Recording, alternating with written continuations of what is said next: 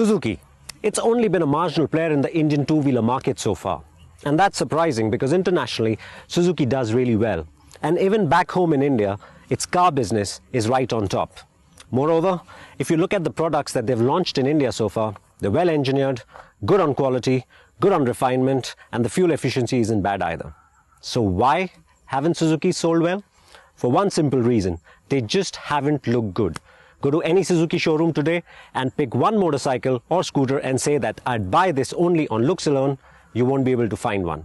And that has now changed with this, the new Suzuki Gixxer.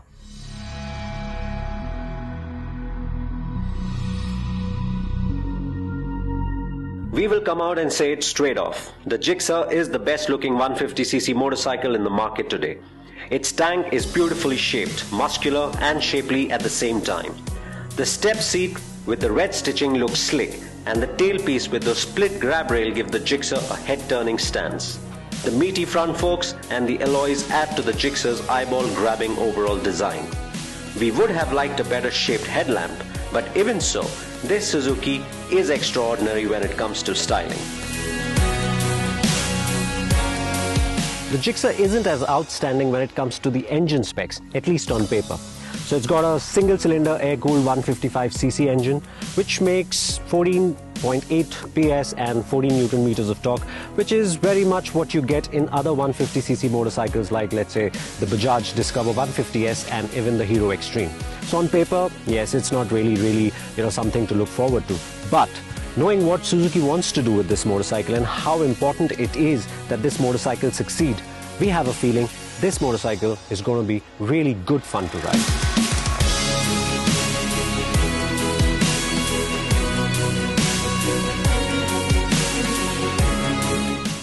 As we have come to expect of Suzuki engines, the Gixxer unit is a refined, easy revving one. But that's not the engine's highlight. It's the way it puts those output figures on the road that truly impresses. The Gixxer feels quicker than its power and torque figures suggest. It gets off the line way quicker than a regular 150 should, and then it has a strong mid-range to make overtaking or riding up twisties an absolute joy. For a 150, the Gixxer's top end impresses too.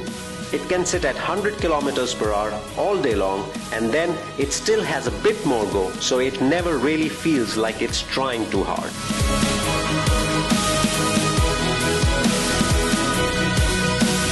The Gixxer's fairy tale continues when it comes to ride and handling. The seating is more commuter-like, and so is the ride, making the Gixxer a comfortable and likable tool for fast commuting.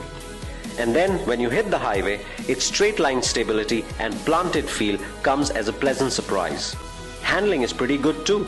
Because the Gixxer is a light motorcycle, it drops into corners with ease. There's hardly a weave or wallow when leaned over. And it has a lovely set of tires that offer great levels of grip and feedback. If there's one area where the Suzuki could do better, it's braking. The braking just needs better feel and progression. So, what do we think about the new Suzuki Gixxer? Well, it is one fine motorcycle. It does everything you ask of it really well. Take ride, it's comfortable. Handling is sharp. And the engine, it's got gutsy performance, at least for its class of motorcycle. And of course, it looks really nice.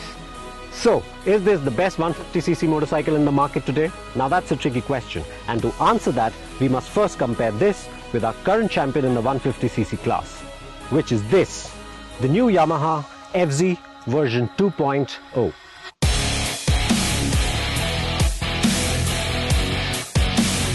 This, the new Yamaha FZ version 2.0, is our current champ in the 150cc class.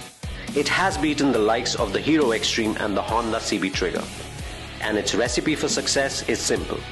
It's just a very well-engineered motorcycle. It has lovely seating ergonomics, and then the styling with the new fairing, muscular fuel tank, split seats and the new tail section is both palatable and aspirational. But the Yamaha really shines when it comes to dynamics. It has great straight line stability, and when it comes to cornering, it's almost like the motorcycle is reading your mind.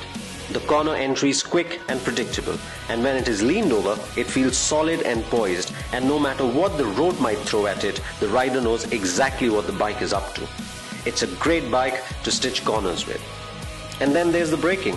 Both the Gixxer and the Yamaha run disc drum combos, but the FZ setup works way more potently. The brake bite, progression and feel is much better on the Yamaha, and as a result it stops a lot quicker. The engine, however, is the new FZ's most blunt weapon. It's all new and fuel injected, but with lesser capacity and lesser output figures compared to both the older FZ and the Suzuki Gixxer, the Yamaha struggles to match the Gixxer both on acceleration and rideability counts. It also doesn't feel as refined.